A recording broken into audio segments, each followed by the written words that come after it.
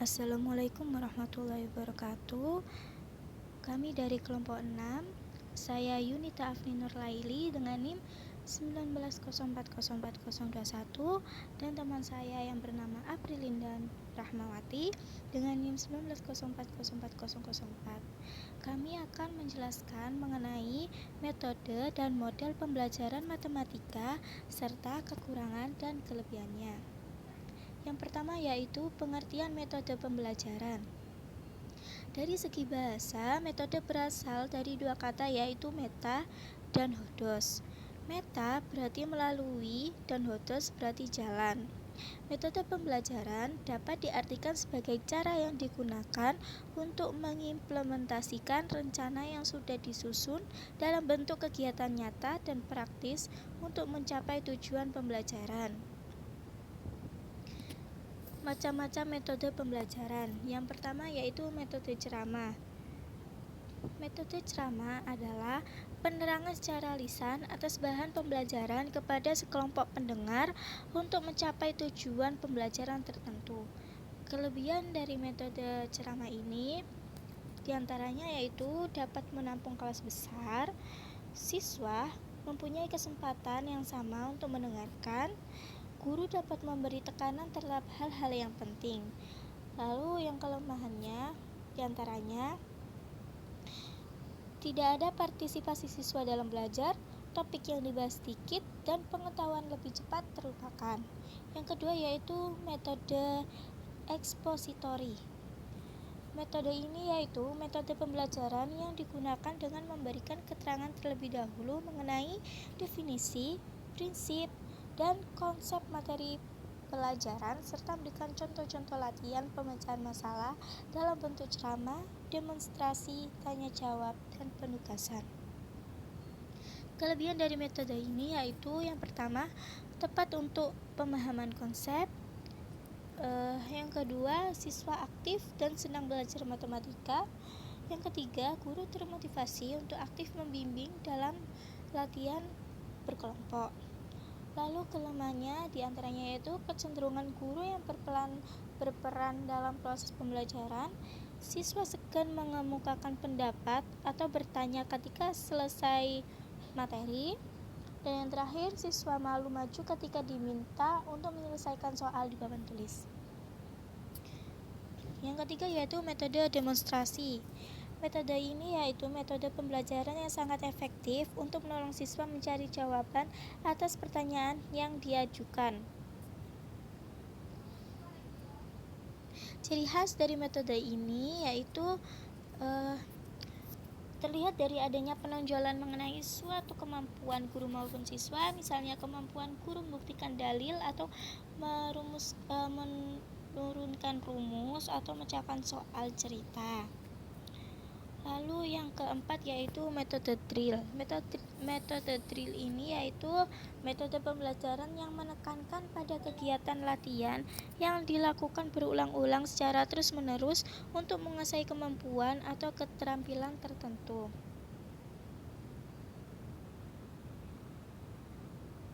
Lalu yang kelima yaitu metode tanya jawab.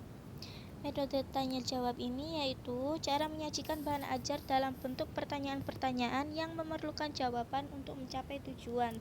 Kelebihan dari metode tanya jawab ini diantaranya yang pertama, peluang setiap siswa untuk bertanya atau mengekspresikan ide lebih luas. Yang kedua, kelas lebih aktif karena tidak sekedar mendengarkan saja. Yang ketiga, memberikan kesempatan kepada siswa untuk bertanya sehingga guru mengetahui hal-hal yang belum dimengerti oleh siswa. Tetapi kelemahannya yaitu membutuhkan waktu yang lebih banyak. Yang kedua, kadang-kadang muncul pertanyaan yang berlebihan. Lalu yang ketiga, pertanyaan tidak menyajikan data objektif, dan pertanyaan juga kurang tepat untuk digunakan sebagai tujuan dari pengajaran. Yang keenam yaitu metode penemuan. Metode penemuan yaitu metode yang lebih menekankan pada pengalaman langsung. Cara mengajar dari metode ini yaitu yang pertama, adanya masalah yang akan dipecahkan. Yang kedua, harus tersedia alat dan bahan yang diperlukan. Yang ketiga, guru harus memberikan kesempatan kepada peserta didik untuk mengumpulkan data. Kelebihan dari metode ini yaitu membantu siswa mengembangkan, memperbanyak penguasaan keterampilan dan proses kognitif. Yang kedua, pengetahuan yang diperoleh sifatnya sangat pribadi. Yang terakhir, berpusat pada siswa. Lalu kelemahannya yaitu tidak memberikan kesempatan untuk berpikir kreatif. Fasilitas yang dibutuhkan untuk mencoba ide-ide mungkin tidak ada. Lalu siswa yang lamban mungkin bingung dalam usaha mengembangkan pikirannya jika berhadapan dengan hal-hal yang baru. Lalu yang ke-8, metode inquiry.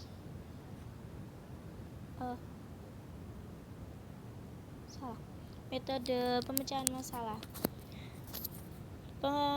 Metode pemecahan masalah yaitu metode dalam kegiatan pembelajaran dengan jalan melatih siswa menghadapi berbagai masalah, baik itu masalah pribadi atau perorangan. Lalu yang ke-8 yaitu metode inquiry. Metode inquiry yaitu metode yang mempersiapkan peserta didik pada situasi untuk melakukan eksperimen sendiri secara luas agar melihat apa yang terjadi. Yang ke-9 yaitu metode penugasan. Metode penugasan adalah metode yang dalam proses belajar mengajar dengan jalan memberi tugas pada siswa. Dan yang terakhir yaitu metode diskusi. Metode diskusi ini yaitu proses perlibatan dua orang peserta atau lebih untuk berinteraksi, saling bertukar pendapat, atau saling mempertahankan pendapat dalam pemecahan masalah sehingga dapatkan kesempatan di antara mereka. Kelebihan dari metode diskusi ini diantaranya siswa memperoleh kesempatan untuk berpikir, siswa belajar bersikap toleran, dan diskusi dapat mengembangkan sikap demokratif dan dapat menghargai pendapat orang lain. Kekurangannya yaitu diskusi terlalu menyerap banyak waktu. Pada umumnya siswa tidak terlatih untuk melakukan diskusi dan hanya menggunakan kecenderungan mereka tidak sanggup berdiskusi dan kadang mereka tidak terlalu aktif. Selanjutnya saya akan melanjutkan penjelasan dari Mbak Yunita Afni. Di sini saya akan membahas tentang model pembelajaran. Model pembelajaran adalah bentuk pembelajaran yang tergambar dari awal sampai akhir yang disajikan secara khas oleh guru. Nah, model pembelajaran ini selain berfungsi untuk menyampaikan materi dalam kelas, juga berfungsi untuk pemberian dorongan, pengungkap tumbuhnya minat belajar, penyampaian bahan belajar, pencipta iklim belajar yang kondusif, tenaga untuk melahirkan kreativitas, pendorong untuk penilaian diri dalam proses dan hasil belajar, dan pendorong dalam melengkapi kelemahan hasil belajar. Ada beberapa macam model pembelajaran. Yang pertama ini adalah model pembelajaran langsung. Model pembelajaran langsung ini menurut Killen dalam Debdiknas merujuk pada berbagai teknik pembelajaran ekspositori atau pemindahan pengetahuan dari guru kepada murid secara langsung, misalnya melalui ceramah, demonstrasi, dan tanya jawab yang melibatkan seluruh kelas. Model pembelajaran langsung ini bersifat teacher center karena peran guru sangat dominan di dalam kelas. Untuk kelebihan dari model pembelajaran langsung ini ada beberapa. Yang pertama, dapat mempertahankan fokus siswa akan apa yang dicapai. Karena di sini guru yang mengendalikan isi dari materi yang didapat oleh siswa. Yang kedua, dapat diterapkan secara aktif dalam kelas yang besar maupun kecil. Yang ketiga, mampu menekankan poin-poin penting atau kesulitan-kesulitan yang mungkin dihadapi siswa. Yang keempat, dapat menjadi cara yang efektif untuk mengajarkan informasi dan pengetahuan faktual yang sangat terstruktur. Yang kelima, dapat mempersingkat waktu. Nah, di sini banyak siswa mendapat materi yang sama dalam satu waktu. Yang keenam, informasi dapat tersampaikan kepada siswa yang tidak suka membaca atau tidak memiliki keterampilan dalam menyusun dan menafsirkan informasi. Selanjutnya, tidak mengancam dan menambah beban stres bagi siswa yang pemalu, tidak percaya diri, dan tidak memiliki pengetahuan yang cukup untuk turut serta dalam pembelajaran. Namun, di samping kelebihan dari model pembelajaran langsung ini, pasti memiliki kelemahan. Kelemahannya adalah siswa kesulitan untuk menangkap informasi atau materi.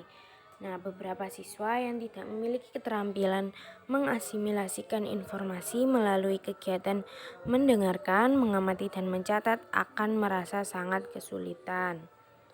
Yang kedua, siswa kurang mendapat kesempatan untuk terlibat secara aktif mengembangkan keterampilan sosial dan interpersonal mereka.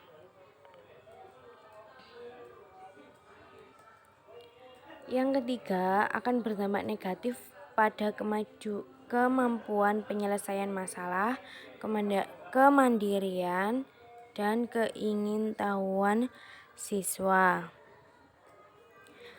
Nah, ini dikarenakan terdapat beberapa bukti penelitian bahwa tingkat struktur dan kendali guru yang tinggi dalam kegiatan pembelajaran akan berdampak negatif tersebut. Selanjutnya, model pembelajaran kooperatif. Model pembelajaran kooperatif merupakan model pembelajaran yang menekankan adanya kerjasama antar siswa dalam kelompoknya untuk tujuan belajar. Model pembelajaran ini memanfaatkan bantuan siswa lain untuk meningkatkan pemahaman dan penguasaan bahan pelajaran. Karena terkadang siswa lebih paham akan hal yang disampaikan temannya daripada guru, serta bahasa yang digunakan siswa kadang lebih mudah dipahami oleh siswa lainnya. Ada beberapa tipe pembelajaran kooperatif. Yang pertama, tipe jigsaw. Tipe ini merupakan sistem pembelajaran kelompok dengan memanfaatkan kelompok asal dan kelompok ahli dalam mengembangkan materi yang diajarkan. Yang kedua, pembelajaran kooperatif tipe CIRC, yakni Cooperative Integrated Reading and Composition, atau kooperatif terpadu membaca dan menulis. Ini merupakan suatu model pembelajaran yang menyeluruh dengan cara membaca dan menulis yang melibatkan kerjasama murid dalam suatu kelompok, di mana kesuksesan kelompok tergantung pada kesuksesan masing-masing individu dalam kelompok tersebut. Ini merupakan pendapat dari Slavin. Selanjutnya, pembelajaran kooperatif tipe STAD. Menurut Nurul Hayati, pembelajaran tipe STAD ini adalah strategi pembelajaran yang melibatkan partisipasi peserta didik dalam satu kelompok kecil untuk saling berinteraksi. Selanjutnya, pembelajaran tipe TGT.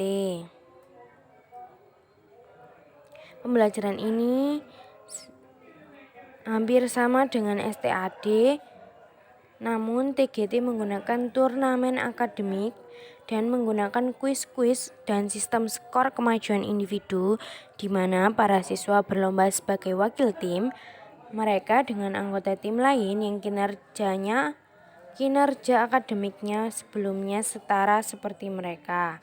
Jadi intinya TGT adalah siswa dibagi ke dalam beberapa kelompok, kemudian mereka melakukan permainan dengan anggota kelompok lain untuk memperoleh skor kelompok mereka. Selanjutnya tipe make a match. Nah, menurut Supriyono, tipe ini yang menggunakan kartu. Jadi terdapat kartu-kartu berisi pertanyaan-pertanyaan dan kartu-kartu lain yang berisi jawaban dari pertanyaan tersebut. Tipe yang terakhir adalah tipe NHT. Tipe ini digunakan untuk melibatkan siswa dalam penguatan pemahaman pembelajaran atau mengecek pemahaman siswa terhadap materi pembelajaran. Selanjutnya adalah model pembelajaran pendidikan matematika realistik Indonesia atau disingkat PMRI. Nah, PMRI ini adalah pendekatan pembelajaran matematika yang menjadikan pengalaman atau kejadian nyata siswa sebagai sarana pemahaman matematika. Jadi, PMRI ini pembelajarannya mengaitkan dengan kehidupan atau kejadian yang dialami siswa. Namun, menurut Suwarsono, terdapat kelebihan dan kekurangannya. Kelebihannya yakni pembelajaran matematika realistik ini memberikan pengertian yang jelas dan operasional kepada siswa. Yang pertama, tentang keterkaitan antar matematika dengan kehidupan sehari-hari dan tentang kegunaan matematika pada umumnya bagi manusia. Yang kedua, bahwa matematika suatu bidang kajian yang dikonstruksi dan dikembangkan sendiri oleh siswa, tidak hanya oleh mereka yang disebut pakar dalam bidang tersebut. Selanjutnya, yang ketiga, bahwa cara penyelesaian suatu soal atau masalah tidak harus tunggal dan tidak harus sama antara orang yang satu dan orang yang lain. Yang keempat, bahwa dalam mempelajari matematika, proses pembelajaran merupakan sesuatu yang utama. Dan untuk mempelajari matematika harus menjalani proses itu dan berusaha untuk menemukan sendiri konsep-konsep matematika dengan bantuan pihak lain yang lebih tahu. Bisa dimisalkan dengan guru. Untuk kelemahannya menurut Suwarsono ada 4. Yang pertama, upaya mengimplementasikan PMRI membutuhkan perubahan pandangan yang sangat mendasar mengenai berbagai hal yang tidak mudah dipraktikkan. Misalnya mengenai siswa, guru, dan peranan soal kontekstual. Yang kedua, mengkonstruksi soal-soal kontekstual yang memenuhi syarat-syarat yang dituntut PMRI tidak selalu mudah untuk setiap topik matematika yang perlu dipelajari siswa. Apalagi jika soal-soal tersebut harus dapat diselesaikan dengan bermacam-macam cara. Yang ketiga, upaya mendorong siswa agar dapat menemukan berbagai cara untuk menyelesaikan soal juga merupakan hal yang tidak mudah dilakukan guru. Selanjutnya yang keempat, proses pengembangan kemampuan berpikir siswa melalui soal-soal kontekstual, proses matematisasi horizontal dan proses matematisasi vertikal juga bukan merupakan sesuatu yang sederhana, karena proses dan mekanisme berpikir siswa dalam melakukan penemuan kembali terhadap konsep-konsep matematika tertentu.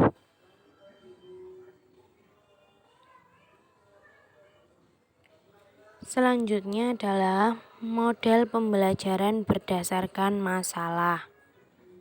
Nah, ciri utama dari pembelajaran ini yaitu Suatu pengajuan pertanyaan atau masalah memusatkan pada ketertarikan antar disiplin, penyelidikan autentik, kerjasama dan menghasilkan karya dan peragaan.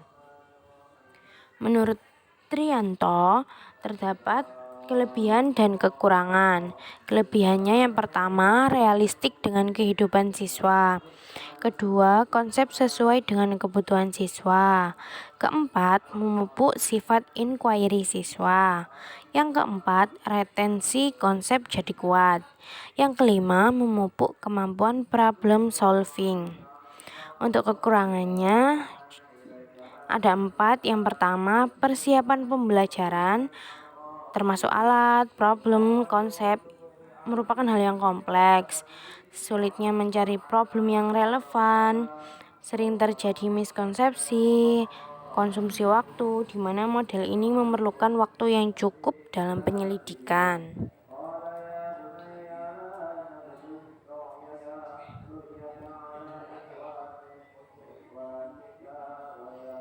Yang terakhir adalah model pembelajaran kontekstual. Model pembelajaran kontekstual ini merupakan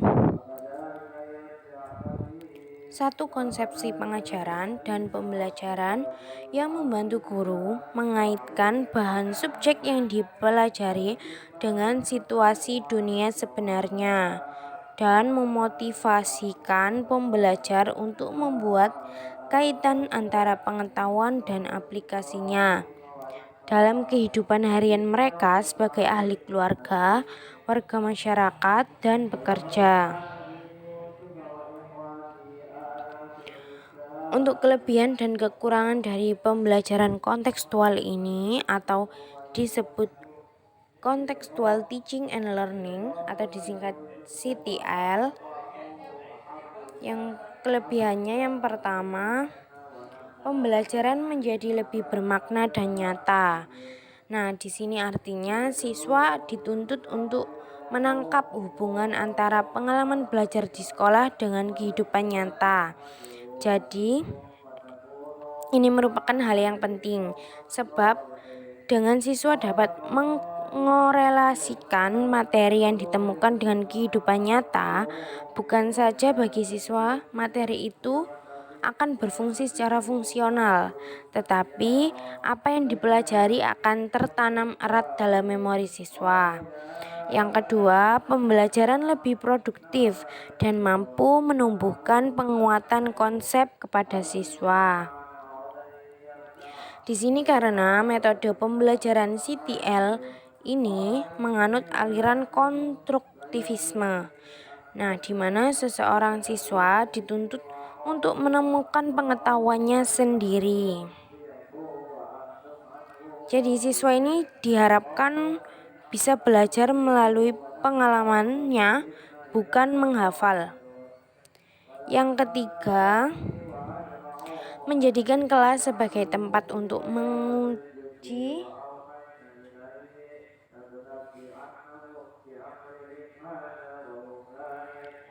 data hasil temuan mereka di lapangan, bukan hanya sebagai tempat untuk memperoleh informasi.